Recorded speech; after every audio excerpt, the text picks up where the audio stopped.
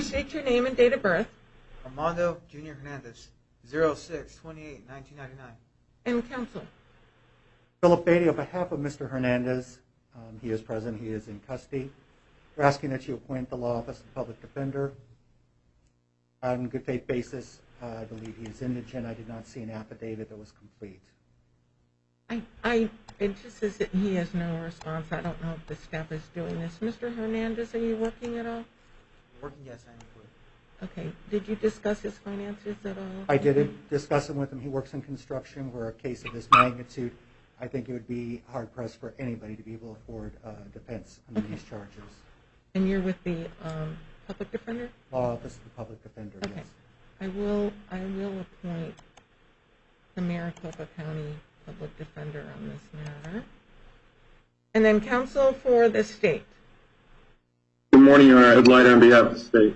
Okay. Sir, you're here on a Superior Court new case alleging 3 counts. Can you hear me enough through this? Yes, okay. If you can't, please let me know, okay? 3 counts of aggravated assault with a deadly weapon. 3 counts of aggravated assault with serious physical injuries. Those all are Class 3 felonies. 1 count of criminal damage, Class 5 felony. 1 count of recklessly damaging the property of a utility, Class 5 felony. 5 counts of discharging a firearm in the city limits, Class 6 felonies, and 1 count of disorderly conduct with a weapon, Class 6 felony. Counsel, did you have anything you wanted to say in terms of the probable cause finding? I do not, Your Honor. Okay. Counsel for the state, I did have questions on the serious physical injury. I know that at least in terms of the information I received on Form 4, there was 1 in critical condition. Can you supplement any information about the serious physical injury as to the 3 counts of those that are alleged? Your Honor, what I can tell you is that the victim who is in critical condition received a gunshot wound to the chest that caused significant blood loss, such that they, at least as of approximately 5 or 6 hours ago, they were not yet able to perform surgery because of that blood loss that continued. Hospital was very concerned because of the inability to stop the bleeding. One of the other victims of the gunshot got shot in the leg and has a shattered tibia as well as fibia. And per the hospital, there was concern that at least potentially there could be a loss of a limb, and specifically the leg, as sort of a worst case scenario. And then one of the other victims was also shot in the leg and had broken ribs. Okay. That's the extent of the information I have, Your Honor, specific to the medical situation. Okay, those were the questions I had as to those charges. I did find probable cause on the other, and then with that additional information, the court does find probable cause. As I said earlier, we are going to appoint the Maricopa County Public Defender. And then, counsel, what would you like to tell me anything about release conditions? Your Honor, I would point out that Mr. Hernandez has absolutely, to the best that I've been able to research and to the short order, no juvenile or any adult criminal history. This is his first contact with the legal system. He has significant ties to the entire Phoenix area, so he doesn't pose a flight risk. He was living with his dad and brother. I can't confirm whether he can go back there yet because I've just met with him, but we do know that he had a stable housing situation. He was working in construction. He may even be able to go back there. He's also got some other family members that are in the area that I'm going to attempt to contact. So he is, we believe that given the fact that he has no previous history, he should be allowed to return to the community and live in a situation where he has his stable family. Okay, counsel for the state. Your Honor, Mr. Hernandez, in his interview, expressed the desire and to commit mass casualties. He specifically was hoping to shoot at least 10 people. This was not a gun accidentally going off. This was Mr. Hernandez had the purpose of taking out his expressed anger at society, the feeling that he has been bullied, the feeling that women don't want him. He is a self-professed incel, which means he's involuntary or claims he's involuntarily celibate, and was deeply angered by this. In his interview specifically said that he was targeting couples. Two of the individuals who are gunshot victims are in fact, it appears they were a couple. He wanted these people to feel the pain that he feels on a daily basis. He suffers from extreme anger. He described, and he was very open about the fact that he has a dark side, and his dark side was coming out. The community would be at a dramatic risk from someone who said that he had been contemplating a mass casualty or mass shooting, specifically at Westgate, for at least 3 or 4 years. He indicated that he was very angry yesterday, had told the family that he was going to go to the gym. In fact, then tried to go to Panda Express to get some dinner, was not able to get it for some reason. This angered him even more. He then drove to Westgate, again, with an AR-15 and 3 30-round magazines in the back. He wasn't sure exactly what he was going to do there, but he made some calls to try and talk to some friends. They didn't respond. He grew even more angry. Then he said, I'm going to go to the movies.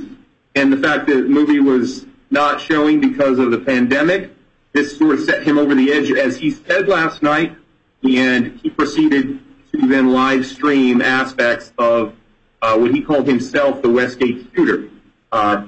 This presents such a dramatic threat to the community, Your Honor, that the state would be asking for a substantial bond.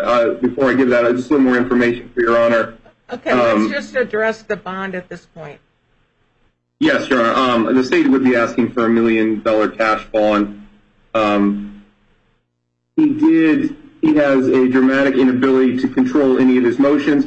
I think it's important for Your Honor's consideration that he was not shy during the live streaming, which incidentally he had sent to a girl that he was interested in. He sent the live streaming of him shooting, bragging about it.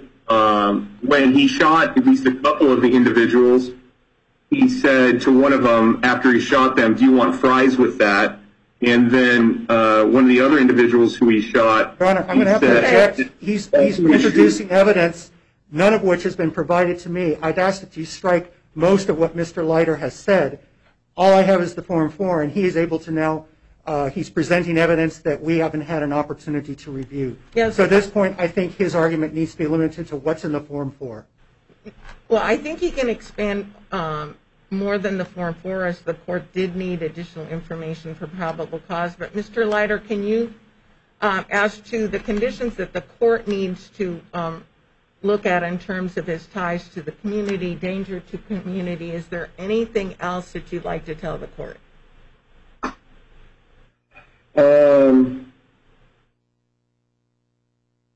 Just a moment, Your Honor.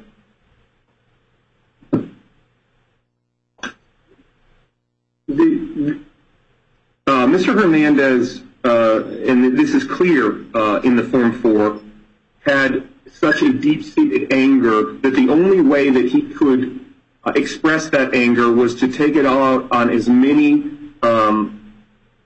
citizens who were just minding their business at Westgate as possible. He stated, as the Form 4 states, that he had 90 rounds that he intended to use, but for the gun jamming, those would have been used, and as opposed to one person in critical condition and 2 other gunshot victims, we would have been looking at many more, and very likely several individuals dead.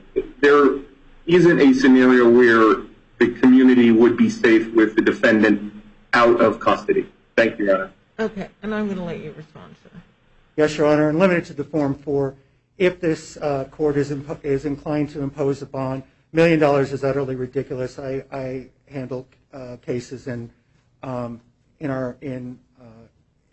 various units within in our capital unit, and this is as well as our regular homicides in our sex cases. This is utterly ridiculous amount of bond that they're suggesting for a first-time offender.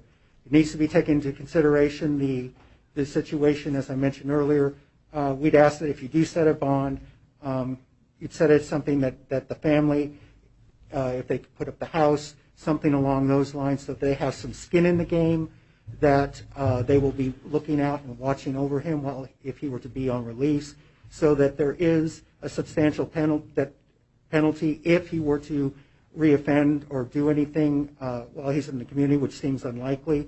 So a bond should be set that's commensurate with something that the family can post, rather than set it at $1 million, which is effectively setting no bond. It's essentially making him non-bailable, in which case we need to have an evidentiary hearing to determine whether or not that he poses the future dangerousness, and that there are no other terms of release that would likely be effective.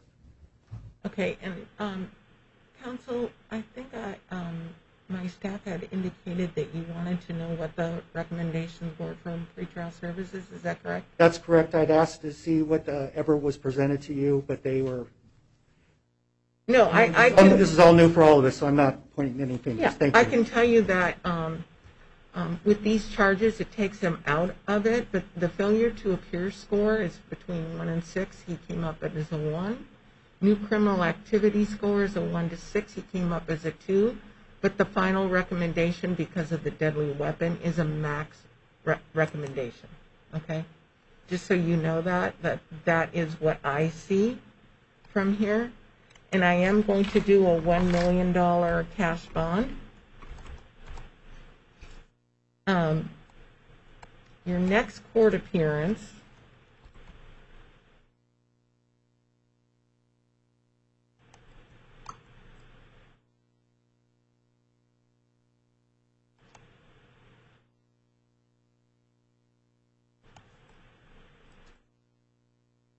is going to be a preliminary hearing on May 28th at 8:30.